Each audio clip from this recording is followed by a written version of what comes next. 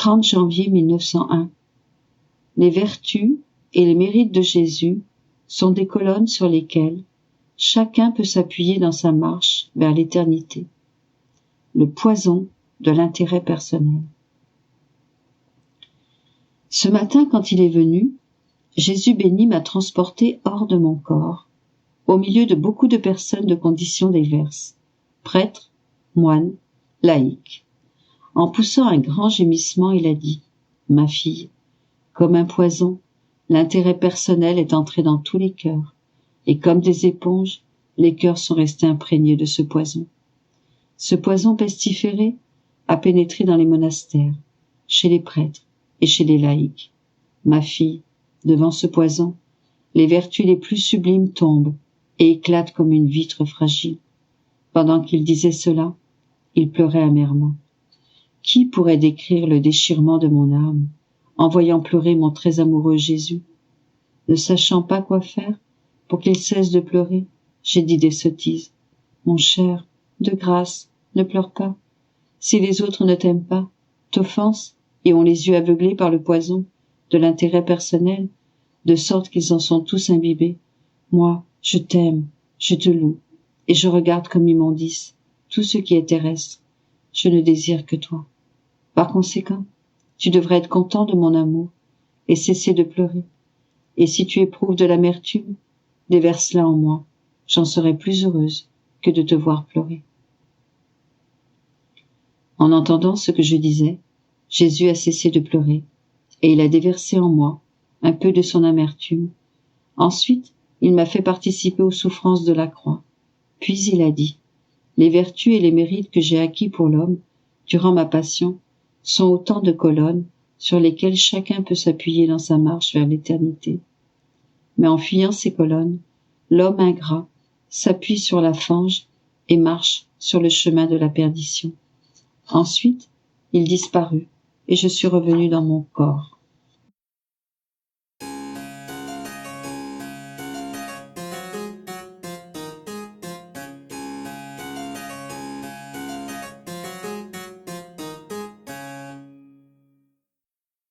« 30 janvier 1906. L'âme doit être constante à faire le bien et à se conformer au dessein de Dieu sur elle. J'étais dans mon état habituel.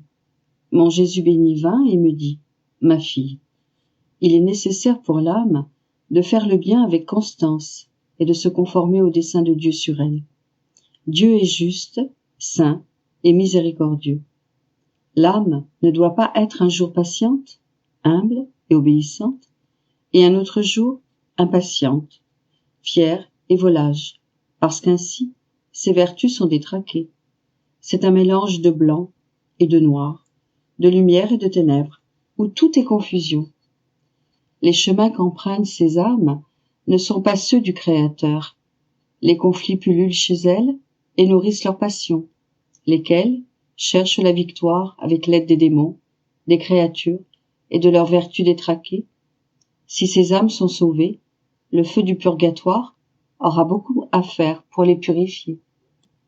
De son côté, l'âme constante est habitée par la paix, puisque la constance est l'épée devant laquelle tout désordre fuit. La constance est une chaîne qui lie toutes les vertus, blesse toutes les passions, réorganise tout à l'intérieur de l'âme, la maintenant sur les chemins du Créateur. Il n'y aura plus rien à purifier pour elle dans le purgatoire, puisque la constance aura tout ordonné en elle et l'aura placée sur les chemins du Créateur.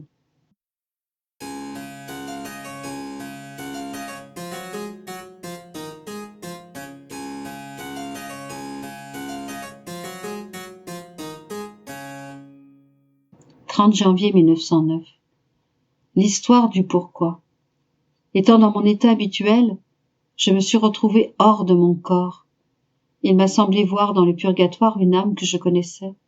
Je lui ai dit, « Dis-moi, quel est mon état devant Dieu? Je suis si inquiète à ce sujet. » Elle me dit, « C'est très facile de savoir si ton état est bon ou mauvais. Si tu apprécies souffrir, c'est que tu es dans un bon état. Si tu n'apprécies pas souffrir, c'est que tu es dans un mauvais état. En fait, quand on apprécie souffrir, c'est qu'on apprécie Dieu. Et, en appréciant Dieu, on ne peut lui déplaire. Les choses que l'on apprécie, on les estime, on les chérit et on les protège plus que soi-même. Est-il possible que quelqu'un veuille du mal pour lui-même? Ainsi, il est impossible que l'on puisse déplaire à Dieu si on l'apprécie. Par la suite, Jésus béni vint brièvement et me dit, « Ma fille, dans presque tout ce qui arrive, les créatures répètent sans cesse, « Pourquoi? Pourquoi? Pourquoi? Pourquoi cette maladie? Pourquoi cet état d'âme? Pourquoi ce fléau? Et bien d'autres pourquoi? » Les réponses à ces pourquoi ne sont pas écrites sur la terre, mais dans le ciel. Là, tous liront les réponses. Sais-tu d'où proviennent ces pourquoi? De l'égoïsme nourri par l'amour de soi. Sais-tu où furent créés ces pourquoi? En enfer. Qui fut le premier à prononcer le mot pourquoi? Un démon. Les effets du premier pourquoi furent la perte de l'innocence dans le paradis terrestre, la guerre des passions indomptables, la ruine de beaucoup d'âmes et les misères de la vie. L'histoire du pourquoi est longue. Il est suffisant de te dire qu'il n'est pas de mot dans le monde qui ne porte la marque du pourquoi. Le pourquoi est la destruction de la sagesse divine dans les âmes. Et sais-tu où le pourquoi sera enterré? En enfer, pour y rendre les âmes perdues sans repos pour l'éternité, sans qu'elles puissent trouver la paix. L'art du pourquoi est de faire la guerre aux âmes, sans répit.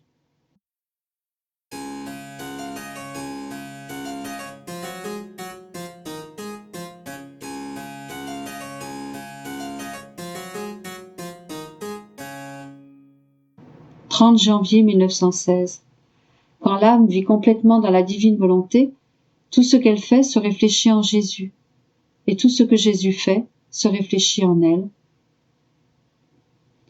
Je me fondais complètement en mon toujours aimable Jésus, et pendant ce temps il vint, et, se fondant en moi, il me dit, « Ma fille, quand l'âme vit complètement dans ma volonté, si elle pense, ses pensées se réfléchissent en mon esprit au ciel. Si elle désire, si elle parle, si elle aime, tout se réfléchit en moi, et tout ce que je fais se réfléchit en elle.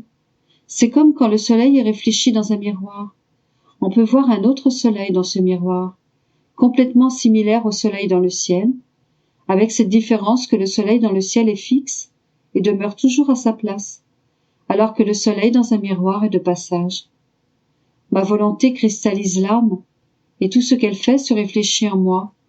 Et moi, blessé et séduit par cette réflexion, je lui envoie toute ma lumière, de manière à former un autre soleil en elle. Ainsi, il semble qu'il y ait un soleil au ciel et un autre sur la terre. Quel enchantement et quelles harmonies entre ces deux soleils! Que de bienfaits sont déversés pour le profit de tous. Même si l'âme n'est pas fixée dans ma volonté, il peut lui arriver comme au soleil formé dans le miroir.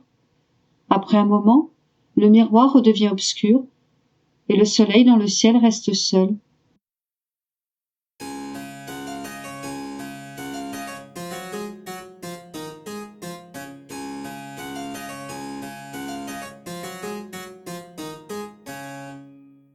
30 janvier 1922.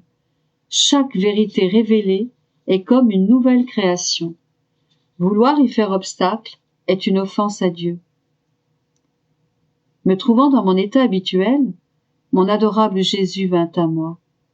Me voyant non disposé à révéler dans mes écrits les choses qu'il me disait, il me parla avec une majesté à me faire trembler. Ma fille, ma parole est créatrice.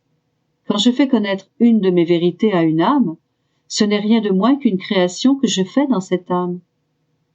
Quand j'ai créé le firmament, par le moyen d'un fiat, je l'ai déployé et l'ai parsemé de millions d'étoiles, de telle manière que de tout endroit sur la terre on puisse le voir. S'il existait un endroit d'où on ne pourrait le voir, cela équivaudrait à une lacune de mon pouvoir créateur, et on aurait pu dire que ce pouvoir n'était pas assez puissant pour agir partout. Mes vérités sont plus que le firmament, et je voudrais que, de bouche à oreille, elles se répandent d'un bout à l'autre de la terre, de manière à ce que la terre en soit entièrement ornée. Si une créature s'opposait à ce que mes vérités soient révélées, ce serait comme si elle voulait contrecarrer mes desseins, moi qui ai créé le ciel et la terre. Par sa volonté de cacher l'une de mes vérités, elle me déshonorerait. Ce serait comme si quelqu'un voulait empêcher les autres de regarder le firmament, le soleil et toutes les choses que j'ai créées, de manière à empêcher que je sois connue. Ah, ma fille, la vérité est lumière, et la lumière se répand par elle-même. Pour qu'une vérité se répande au dehors, il est nécessaire qu'elle soit connue. Par la suite, elle fait le reste par elle-même. Autrement, on l'empêche d'illuminer l'entourage et de suivre son cours. Ainsi donc, fais attention et ne m'empêche pas de répandre la lumière de mes vérités.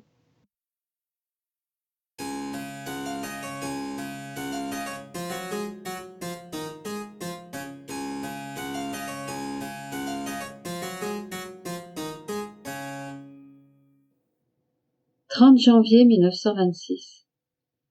La mort du confesseur de Louisa.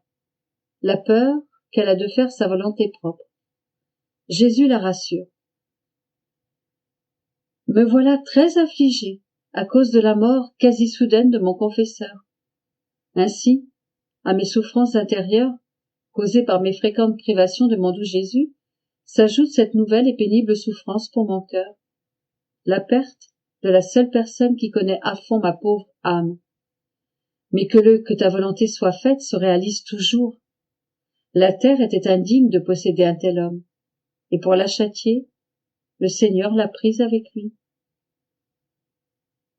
Dans cette grande amertume de me trouver sans confesseur, et ne sachant pas vers qui me tourner, j'ai prié mon aimable Jésus pour cette âme bénie en disant « Mon amour, si tu me l'as enlevé, amène-le au moins directement au ciel avec toi. » En pleurant, j'ai ajouté « Je le place dans ta volonté, elle qui contient toutes choses, l'amour, la lumière, la beauté et tout le bien qui a été accompli et qui le sera. Qu'elle le purifie, l'embellisse, l'enrichisse de tout ce qui lui est nécessaire pour paraître directement en ta présence. » Pendant que je faisais cette prière, je vis à l'intérieur d'un globe de lumière l'âme de mon confesseur se dirigeant vers la voûte des cieux. Il ne m'a pas dit un seul mot. Je fus consolée, bien sûr, à la vue du sort de mon confesseur, mais j'étais en même temps très affligée, à cause de mon propre sort. Je priai Jésus pour que dans sa bonté, par le fait qu'il avait pris avec lui mon confesseur, et que je n'avais plus personne vers qui me tourner, il me libère d'avoir à embarrasser régulièrement mon confesseur et qu'il m'accorde cette grâce. Non pas parce que c'est moi qui le veux, mais parce que c'est lui qui le veut. Car si Jésus m'accordait cette grâce parce que c'est moi qui le veux, je me sentirais comme s'il y avait disparition de la terre sous mes pieds, du ciel au-dessus de ma tête, ou des battements de mon cœur, et ainsi, ce serait pour moi une disgrâce, plutôt qu'une grâce. Puis, totalement abandonnée à ma souffrance, j'ai tout offert à Jésus, afin qu'il me donne la grâce de toujours accomplir sa très sainte volonté.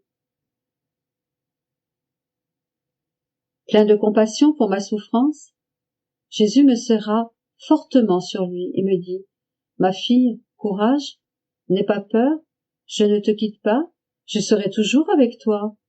Et je te promets que si aucun prêtre ne veut se mettre à ta disposition, ne désirant pas suivre ma volonté, je te libérerai de cet embêtement, non parce que c'est toi qui le voudras, mais parce que c'est moi qui le voudrais. Donc, n'aie pas peur, parce que je ne laisserai pas ta volonté entrer en jeu dans cette affaire. Je ferai tout moi-même. Je veillerai jalousement à ne pas laisser ta volonté intervenir en quoi que ce soit, même pas en ce qui concerne ta respiration. Ce sera uniquement ma volonté qui interviendra.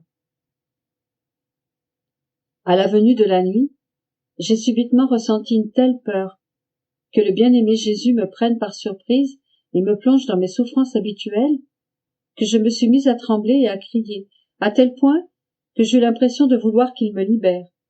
Alors, le doux Jésus sortit de mon intérieur, et mettant son visage contre le mien, il pleura tellement que j'ai senti mon propre visage tout baigné de ses larmes.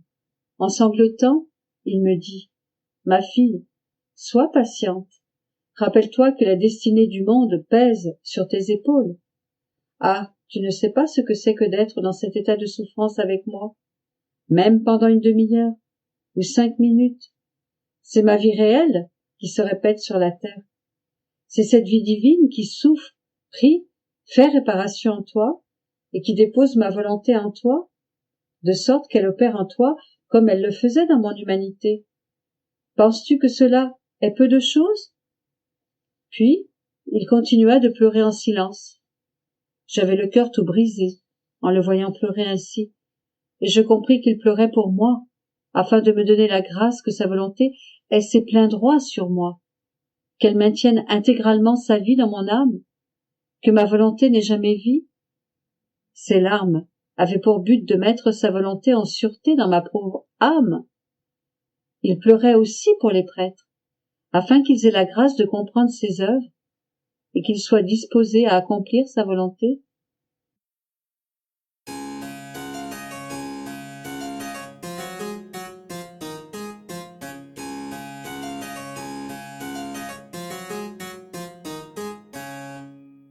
« 30 janvier 1927. Pourquoi Jésus n'a pas écrit? Comment, dans ces manifestations, il n'y a ni menace ni frayeur, mais l'écho de la céleste patrie?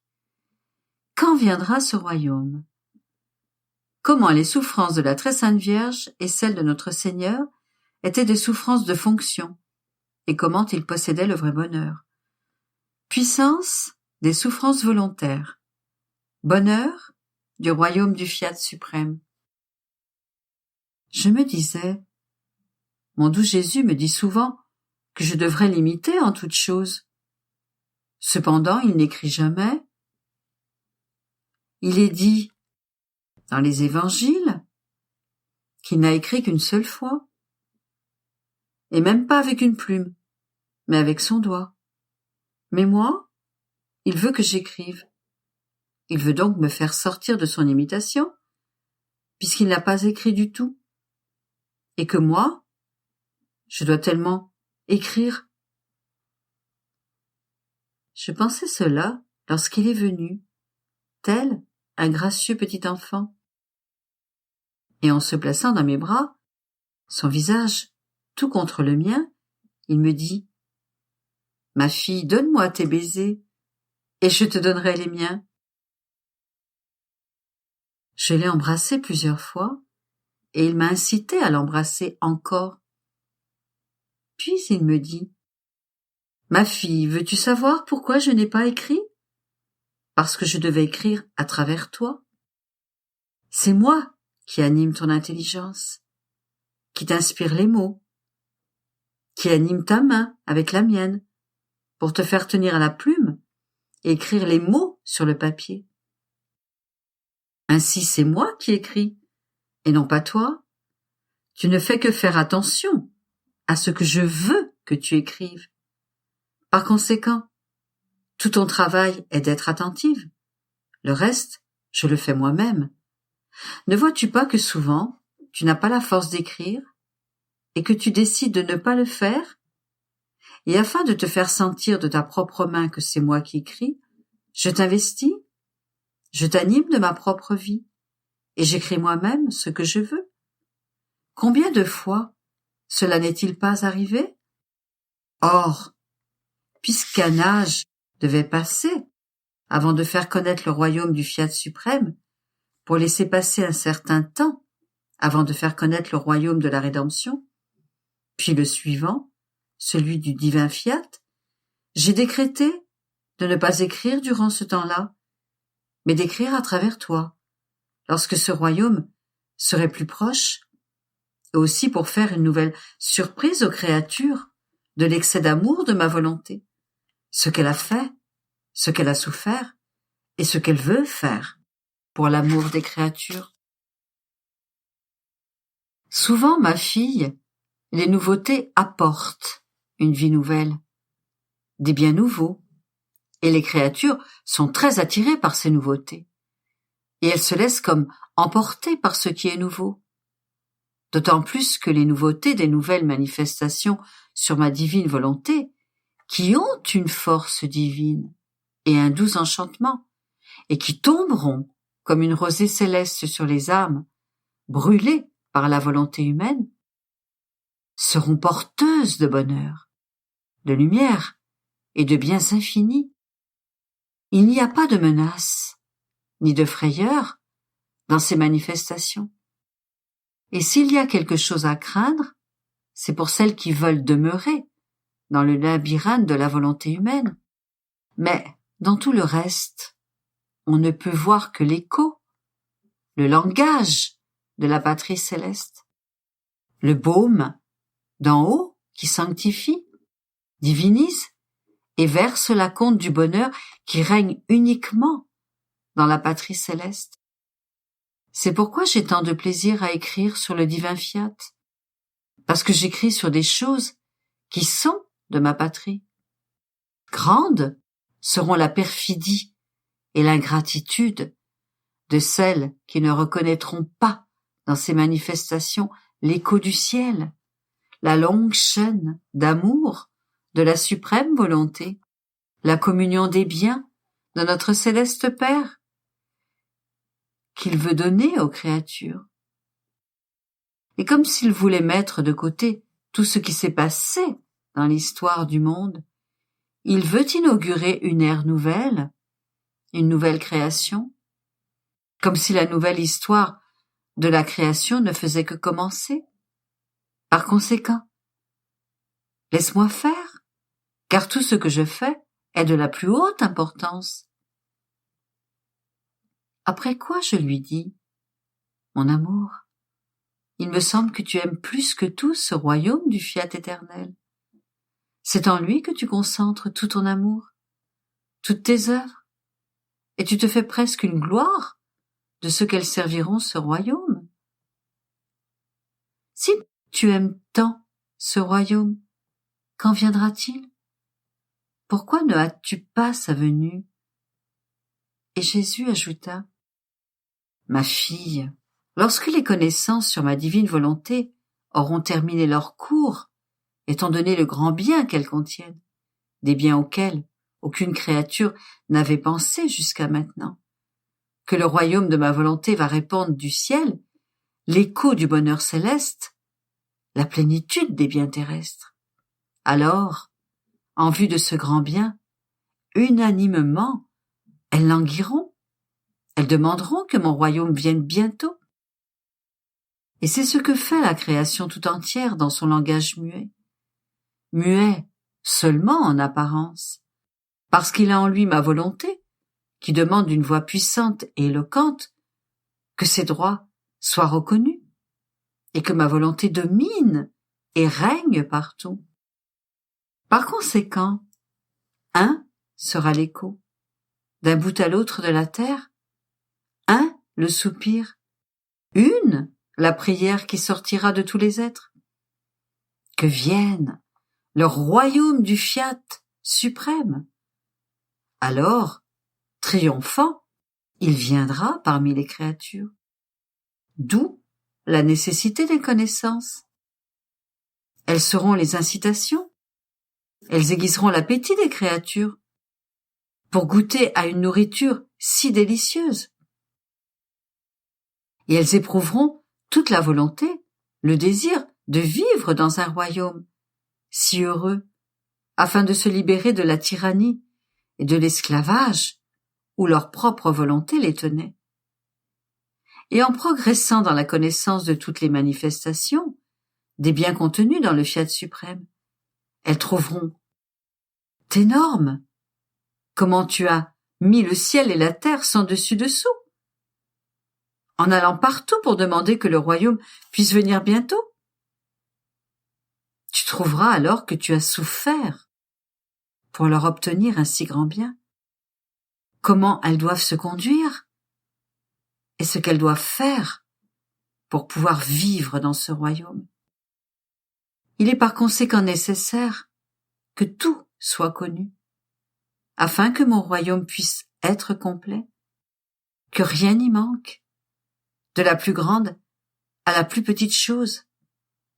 Ainsi certaines choses qui te semblent petites peuvent être un rocher divin, transformé en or très pur, qui fera partie des fondations du royaume de ma suprême volonté. Je me suis dit alors, mon doux Jésus chante tellement les louanges du bonheur du royaume du Fiat suprême. Cependant, lui qui est la divine volonté même, et ma céleste maman qui la possédait entièrement, ne furent pas heureux sur terre. Ils ont plutôt été ceux qui ont le plus souffert sur la terre. Et moi-même, il dit que je suis la fille première-née de sa volonté. Pourtant, il m'a gardée pendant 43 ans et plus, clouée au lit. Et seul Jésus sait ce que j'ai souffert. Il est vrai que j'ai été également une heureuse prisonnière et que je n'échangerais pas mon heureux destin, même si on m'offrait des sceptres et des couronnes. Parce que ce que Jésus m'a donné m'a rendue plus qu'heureuse. Cependant, apparemment, pour un œil humain, ce bonheur disparaît. Par conséquent, il me semble que ce bonheur dont Jésus a parlé détonne, si l'on pense à ses souffrances, à celles de la reine souveraine et à mon propre état, moi, la plus petite de ces créatures.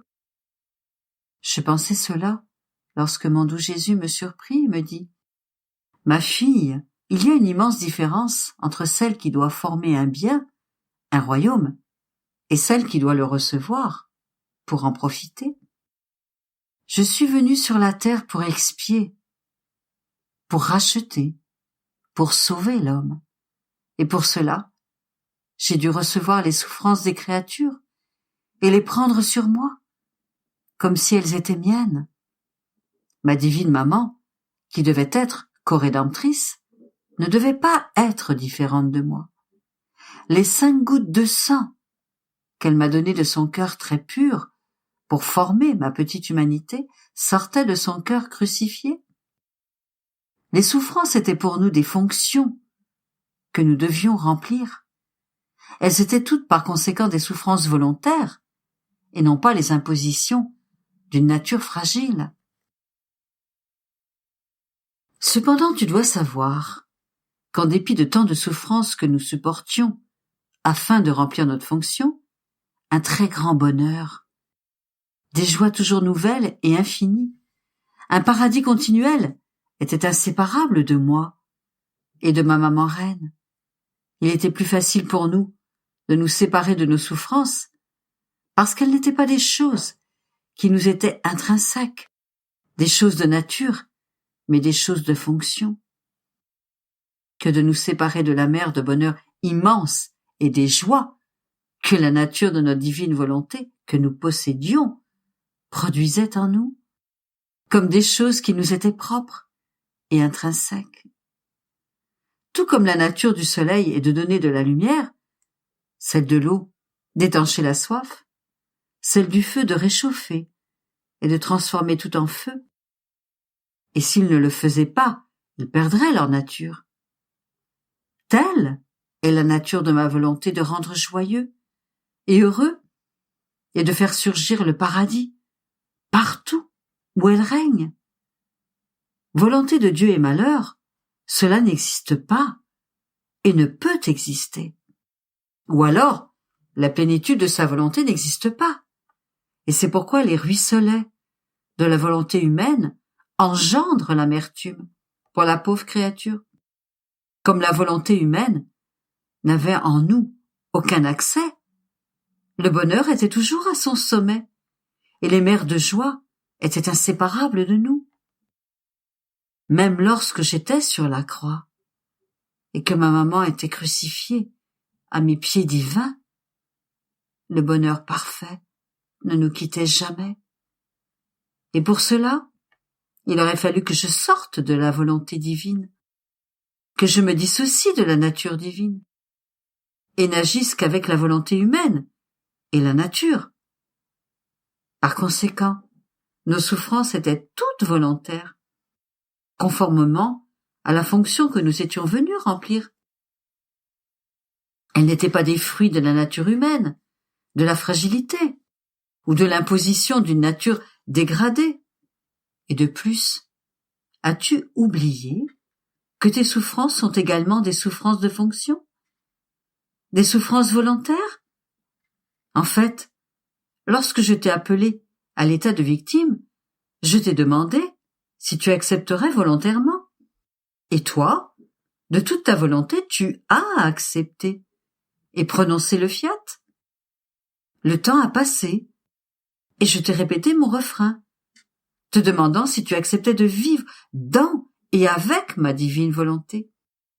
Et tu as répété le fiat, qui te régénérant à une vie nouvelle, a fait de toi sa fille, pour te donner la fonction et les souffrances qui conviennent à l'accomplissement du royaume du fiat suprême.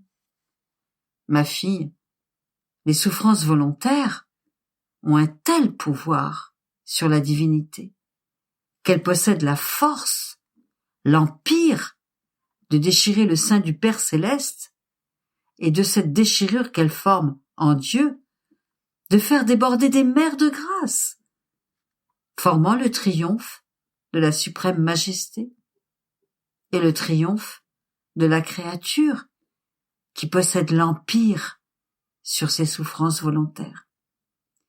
Par conséquent, pour le grand prodige de la rédemption et pour celui du royaume de mon fiat, les souffrances volontaires étaient nécessaires. Souffrances de fonction qui devaient être animées par une divine volonté et, en ayant l'empire sur Dieu et sur les créatures, elles devaient donner le grand bien que comportait leur fonction. C'est pourquoi le bonheur du royaume du divin fiat ne détonne pas, comme tu dis, simplement parce que j'étais la divine volonté même et que je souffrais, et simplement parce que je t'ai gardé au lit si longtemps. Celui qui doit former un bien, un royaume, doit faire une chose, souffrir, préparer les choses nécessaires et conquérir Dieu afin d'obtenir ce royaume. Ceux qui doivent le recevoir doivent faire quelque chose d'autre, c'est-à-dire le recevoir, l'apprécier et être reconnaissant envers celui qui a combattu et souffert et qui, après l'avoir obtenu, leur donne ses conquêtes pour les rendre heureux. Par conséquent, le royaume de ma volonté parmi les créatures apportera l'écho du bonheur du ciel, car une sera la volonté qui doit régner et dominer au ciel et chez les créatures. Et tout comme mon humanité a été formée du sang très pur du cœur crucifié de la reine souveraine, et que la rédemption fut formée par ma crucifixion continue, que j'ai placé sur le calvaire le sceau de la croix du royaume des rachetés. De la même manière, le royaume du fiat suprême viendra d'un cœur crucifié, lorsque ma volonté, crucifiant le tien, fera surgir son royaume et le bonheur pour les enfants de son royaume. C'est pourquoi, depuis que je t'ai appelé à l'état de victime, je t'ai toujours parlé de la crucifixion. Et tu pensais que c'était la crucifixion des mains et des pieds, et je t'ai laissé dans la pensée de cette crucifixion. Mais ce n'était pas celle-là. Elle n'aurait pas été suffisante pour faire venir mon royaume. La crucifixion complète et continue de ma volonté, dans ton être tout entier, était nécessaire. Et c'était précisément ce dont j'avais l'intention de te parler, que ta volonté subirait continuellement la crucifixion par ma volonté, afin de faire venir le royaume du fiat suprême.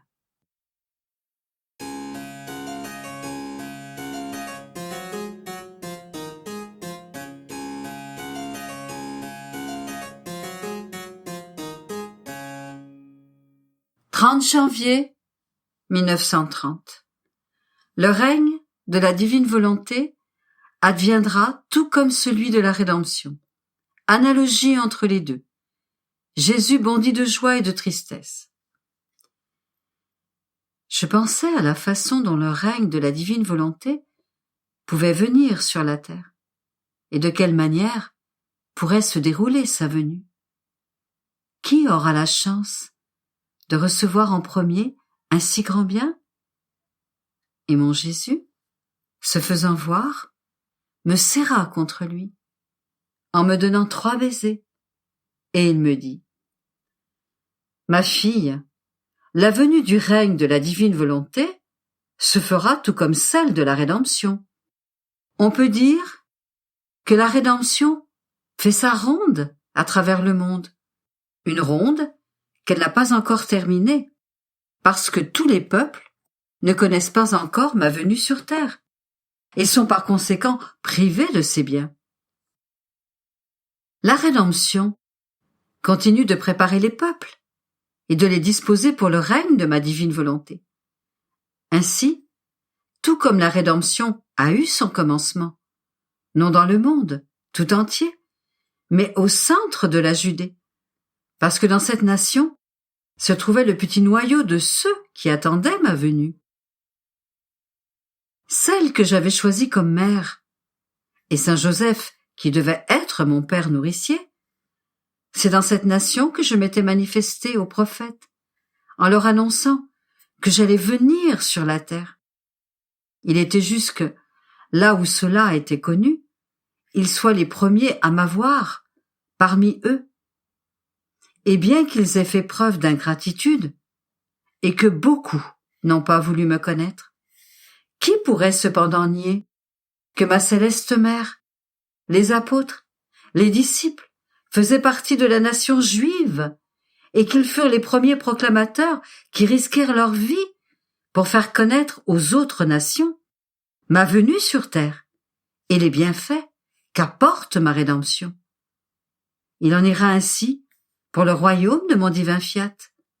Les villes, les provinces, les royaumes, qui auront été les premiers à apprendre les connaissances sur ma divine volonté, et sa volonté exprimée de vouloir venir régner parmi les créatures, seront les premiers à recevoir les bienfaits que son règne apportera. Et ensuite, suivant sa voie avec ses connaissances, il fera sa ronde parmi les générations humaines.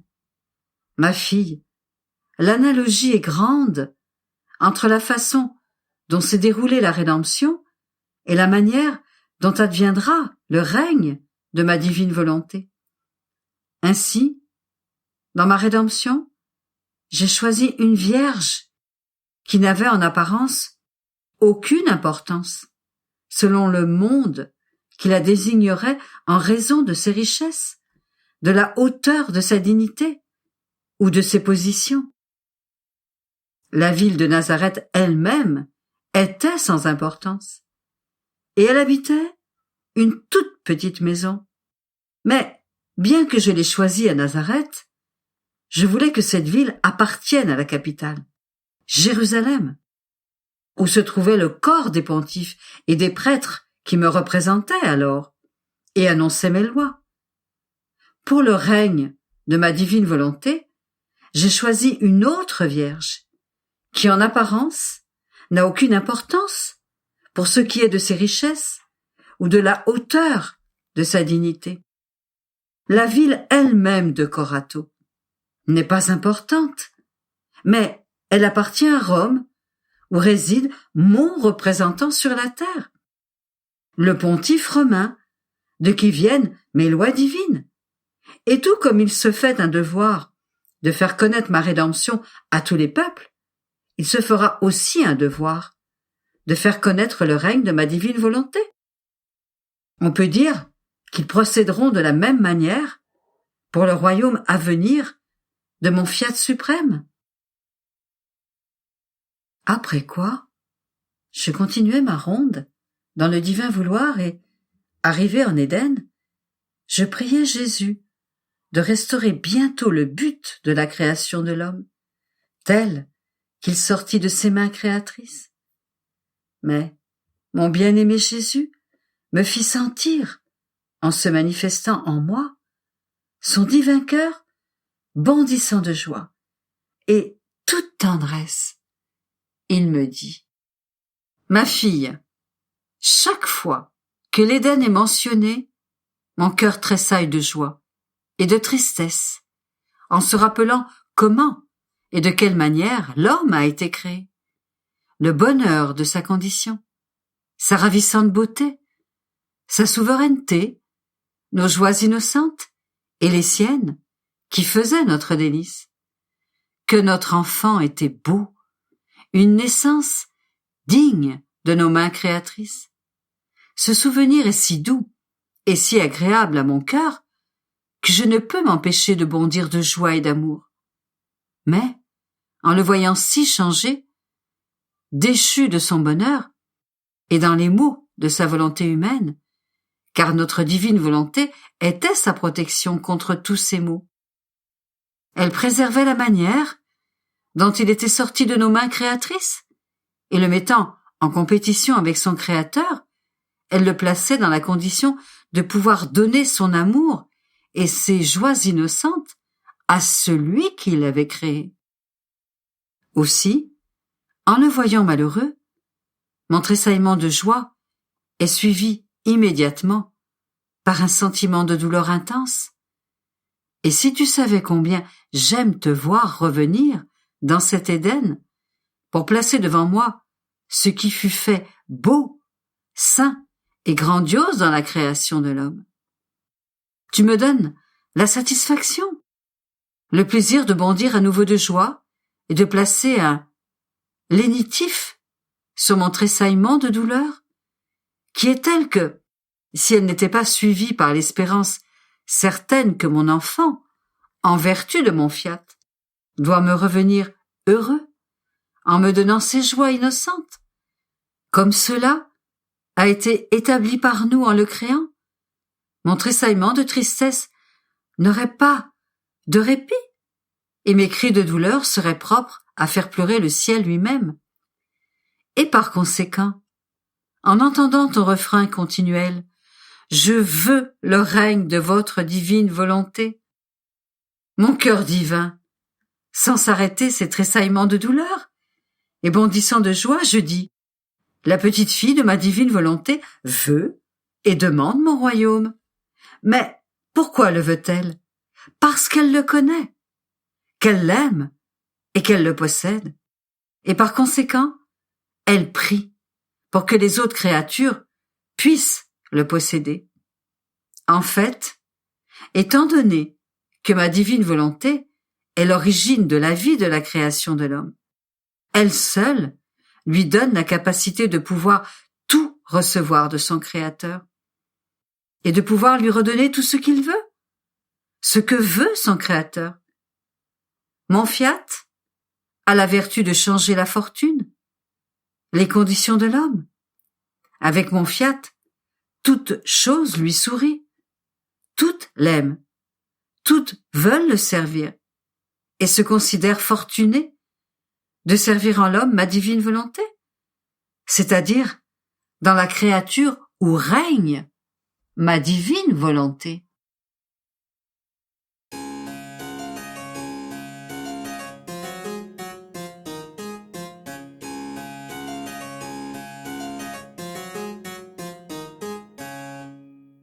« 30 janvier 1932. La divine volonté, espionne, sentinelle, mère et reine. Son souffle forme le monticule d'amour dans l'âme afin d'y enclore ses vérités. Extase d'amour du Créateur, aliment qu'il donne à ses dons. Je suivais les actes du divin fiat et il me semblait qu'en chacun de ces actes, il préparait pour moi une bouffée d'amour qu'il contenait en lui-même et qu'il désirait ardemment faire sortir de lui pour l'emprisonner dans ma pauvre âme. Et cet amour que je ressentais, je l'envoyais moi-même vers celui qui m'aimait tant, comme une nouvelle bouffée d'amour, pour lui dire, avec la plus intense affection, « Je t'aime ». Il me semble que la divine volonté a un tel désir d'être aimée, qu'elle place elle-même dans l'âme cette dose d'amour pour se faire aimer. Puis, elle attend l'amour de la créature pour pouvoir lui dire « Comme je suis heureuse que tu m'aimes ». Je pensais à cela lorsque mon Jésus adoré me fit sa petite visite et me dit « Ma fille, tu dois savoir que notre amour tient de l'incroyable. Notre divine volonté est l'espionne de la créature et la surveille pour savoir quand elle est disposée à recevoir sa bouffée d'amour contenue. Car elle sait que la créature ne possède pas une grande quantité d'amour divin et que c'est à peine si elle dispose de la particule d'amour infini avec lequel elle a été créée. Et si celle-ci n'a pas été entretenue, elle est comme le feu qui couve sous les cendres, et que, s'il y a bien du feu, les cendres le recouvrent, de sorte qu'on ne sent même pas sa chaleur. Nous ne voulons pas de l'amour humain. Et notre volonté utilise donc des stratagèmes amoureux. Elle espionne pour connaître les dispositions, puis elle souffle. Sa bouffée disperse comme une légère brise les cendres que la volonté humaine a formées. La particule de notre amour infini reprend vie et s'enflamme. Mon divin vouloir continue à souffler et ajoute de l'amour divin. L'âme se sent délivrée et réchauffée. Elle ressent ses amoureux renouveaux. Et à partir de la particule d'amour infini qu'elle possède, elle nous aime et nous donne notre amour divin comme étant le sien. Tu dois savoir que l'amour de ma divine volonté est si grand qu'elle utilise tous les moyens. Elle se fait espionne et souffle. Comme une mère, elle tient la créature entre ses bras. Comme une sentinelle, elle la surveille. Comme une reine, elle règne sur elle. Comme un soleil, elle l'illumine et elle va jusqu'à la servir. Et lorsque ma volonté veut déposer en toi ses connaissances, ses vérités, et même une de ses paroles, que fait-elle? Elle souffle au point de former en toi son monticule d'amour et de lumière, pour enclore ses vérités dans un petit monde d'amour qu'elle a formé en toi, de sorte que c'est à cet amour qu'elle confie ses vérités et sa lumière, sachant que seul son amour possède le désir véritable de les conserver pour te stimuler, afin qu'elles ne restent pas cachées en toi. Oh, s'il n'y avait pas ce monticule de mon amour qui renferme toutes les connaissances de mon fiat, combien de choses seraient restées enfouies dans ton âme, sans que personne n'en sache jamais rien? C'est la raison pour laquelle ma volonté doit d'abord te manifester ces vérités. Elle s'affaire autour de toi pour te préparer et mettre en toi cet amour nouveau, afin de former le nouveau monticule pour y mettre ces vérités en sûreté, dans la banque de son amour divin. Et si je t'attends dans ces actes avec tant d'amour, c'est qu'ils sont nos prétextes habituels, des occasions pour nous de chercher cet intervalle, ce point de la créature, afin de pouvoir lui donner de l'amour nouveau, de nouvelles grâces.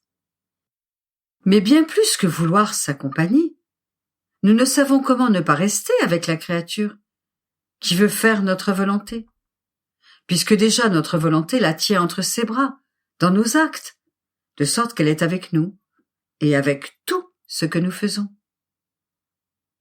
Après quoi, je suivais ma ronde dans les actes de la divine volonté, et arrivé au point de la création de l'homme, je restais sur place pour en être la spectatrice. Avec quel amour il a été créé par le divin artisan. Et Jésus, mon très grand bien, ajouta Petite fille de ma volonté, c'est au tout petit que nous nous sentons portés à dire nos ineffables et infinis secrets. Nous voulons d'autant plus raconter notre histoire que la créature à l'origine était parmi nous, et, afin que la créature puisse toucher de sa main, avec quel amour sa petitesse a été aimée, et aimée encore, parce qu'elle était présente.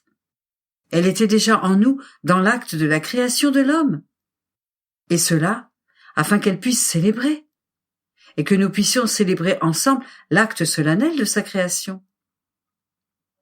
Or, tu dois savoir que notre être suprême s'est trouvé dans une sorte de profonde extase dans l'acte de création de la créature. Notre amour enchante notre être divin, notre amour nous ravit, et notre fiat nous a fait agir avec sa vertu créatrice. Et c'est dans cette extase amoureuse que sont sortis de nous les dons, les grâces, les vertus, les beautés, les saintetés, etc., dont nous devions doter et enrichir les créatures. Notre amour n'était pas satisfait avant d'avoir mis en ordre, en dehors de nous, tout ce que nous devions servir à toutes et à chacune, toutes les diversités de sainteté, de beauté et de dons, afin que chacune soit l'image de son Créateur. Ses legs et ses richesses sont déjà à la disposition de chaque créature, si bien que chacune, en naissant, détient déjà la dot que Dieu a sortie de lui à la création de l'homme. Mais combien l'ignorent et ne se prévalent pas des droits que Dieu leur a donnés, et tout en étant riches, vivent pauvrement et si loin d'une vraie sainteté, comme s'ils n'étaient pas des êtres sortis du Dieu 3 fois saint, et ne savent pas comment rendre la créature sainte, belle et heureuse, semblable à Dieu lui-même. Mais les siècles ne finiront pas, et le dernier jour ne viendra pas, sans que tout ce que nous avons produit dans notre extase d'amour ne soit pris par les créatures, car on peut dire qu'elles ont pris très peu de ce que nous avons mis à leur disposition. Mais vois, ma chère fille, un autre excès de notre amour ardent. En sortant de nous les dots, les grâces, les dons, nous ne les avons pas détachés de nous, afin que les créatures, en prenant nos dons avec notre inséparabilité, puissent recevoir la nourriture continuelle pour entretenir nos dons, notre sainteté, notre beauté, de sorte qu'avec nos dons, nous avons rendu la créature inséparable de nous, parce qu'elle ne possède pas les aliments et les saintetés nécessaires pour nourrir nos dons. Et nous nous manifestons nous-mêmes pour donner des aliments et des dons, afin d'alimenter notre sainteté et nos grâces célestes. De sorte que nous sommes dans l'acte continuel de demeurer avec la créature, tantôt pour lui donner l'aliment qui nourrira notre sainteté, tantôt celui qui nourrira notre force, tantôt la nourriture spéciale qui nourrira notre beauté.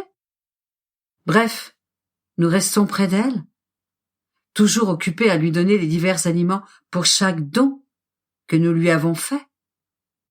Et cela sert à conserver, à faire grandir et à couronner nos dons. Et avec nous, l'heureuse créature reste couronnée de nos dons. C'est pourquoi, en faisant un don à la créature, nous nous engageons envers elle, non seulement à la nourrir, mais nous lui donnons aussi la promesse de notre travail, de notre inséparabilité et de notre vie même. Parce que si nous voulons notre ressemblance, nous devons donner notre vie afin de pouvoir produire notre ressemblance en elle. Et cela, nous le faisons avec plaisir.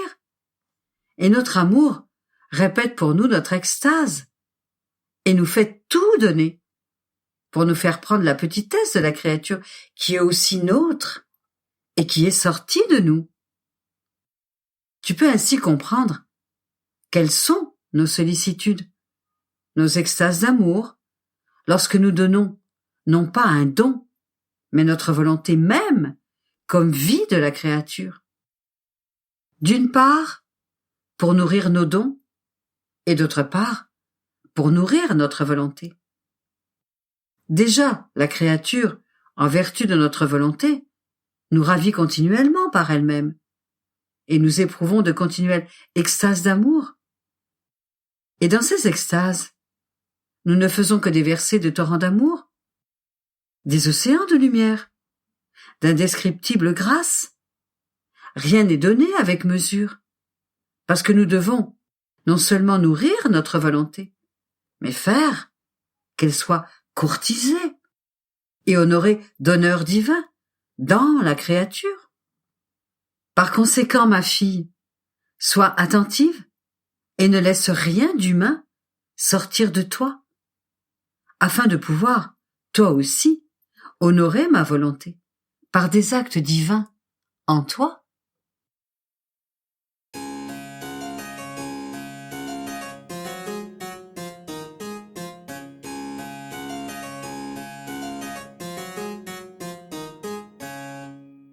« 30 janvier 1938. Tout ce qui est accompli par celle qui vit dans la divine volonté acquiert une nature divine. Ces prodiges en créant la vie divine dans l'acte humain, faite pour le ciel tout entier, le vrai retour pour la création. Mon pauvre esprit nage dans la mer du divin vouloir. Son murmure est continuel. Mais que murmure-t-il? Amour, âme et lumière qui veut investir chacun de ses enfants et régner parmi eux. Oh, combien de stratagèmes d'amour il utilise pour les faire rentrer dans le sein de sa lumière, d'où ils sont issus. Et il s'écrie dans sa douleur, « Mes enfants,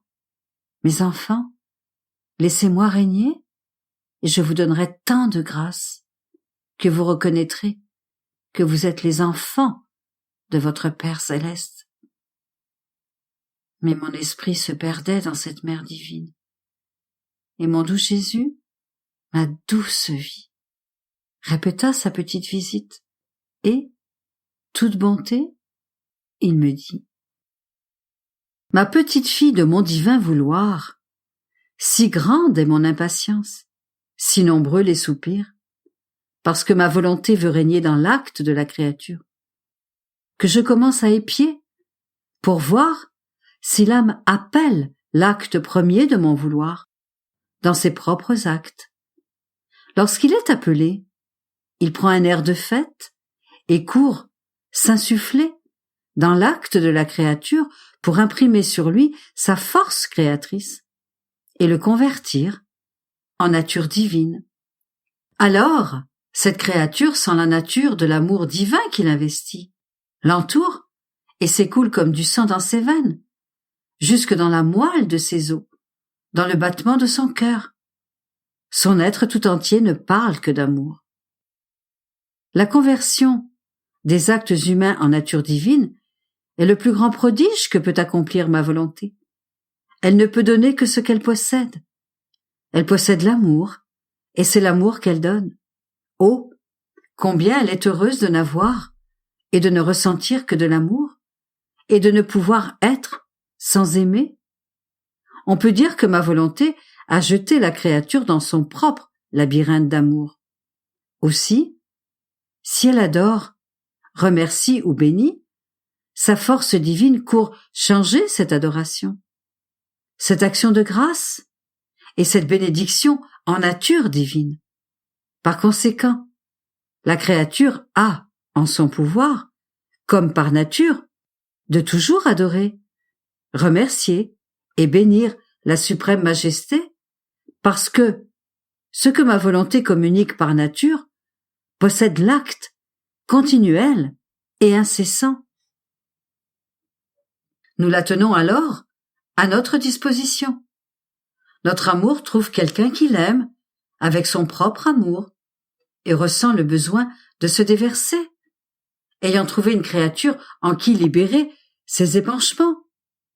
Notre Majesté trouve ses adorations éternelles dans la créature qui peut réellement lui dire un divin merci, un divin je te bénis. En somme, nous trouvons quelqu'un qui peut nous donner de nous-mêmes. Oh, combien nous aimons cette créature plus que céleste.